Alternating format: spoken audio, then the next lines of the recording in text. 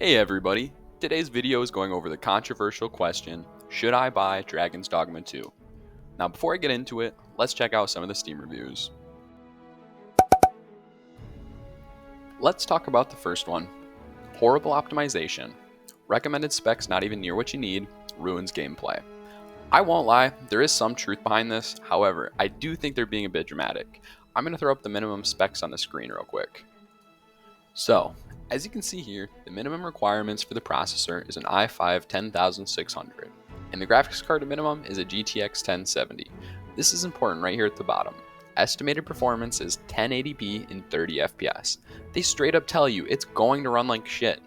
I'm rocking an i5 6600K. It's a dinosaur among CPUs, and I get about 25 FPS in towns, 30 out of it. That's right on the money for their estimate. If you do your research, they aren't hiding anything. This game is a very CPU intensive one. When I'm streaming and playing, my CPU usage spikes to 100% and I drop frames, which I fully expect on my dinosaur of a PC. Keep in mind, the game's also available on console. The vast majority of the negative reviews stem from the PC port. If you don't want to deal with that, then just buy it on console. Another topic I feel obligated to bring up is the microtransactions. So, I'm going to include a screenshot of all the content you can purchase for the game. Feel free to pause the video to read through it if you want, but I'll sum it up for you. They're selling these things you can get in-game with little to no effort. First of all, there's wake stones. These return you from the dead. They're found by doing quests and opening chests. Loot is scattered everywhere in the game. Port crystals, that's the next item. These are fast travel items. You can also get these from doing quests. They're pretty rare, so good luck finding these. This might think about buying them. Rift crystals, these are used to hire pawns. And there's a mechanic where other people hire your pawns and you gain RC. I have yet to run out. If anything, it really just grows faster than I can use it. If you're hiring pawns, I believe it's like if it's the same level or less than you, it costs 0 RC. So just stay around there if you can, and if not, save it for when you need it. Lastly, there's an item to customize your character. All I can say is that you gotta take your time when you're making your character. You can alter your appearance through your hairstyle changes and your armor, but I don't even understand why people care about their appearance. Their character is going to be covered in either a full set of knight armor or baggy mage robes or something of the sort. It changes nothing. Now we're going to take a look at some of the good Steam reviews. As you can see, there are plenty of people enjoying the game with a pretty sizable amount of hours played too. I love how creative this community is getting. They're sharing all sorts of things from setting optimizations all the way to telling people just to murder every NPC in town to stabilize your FPS.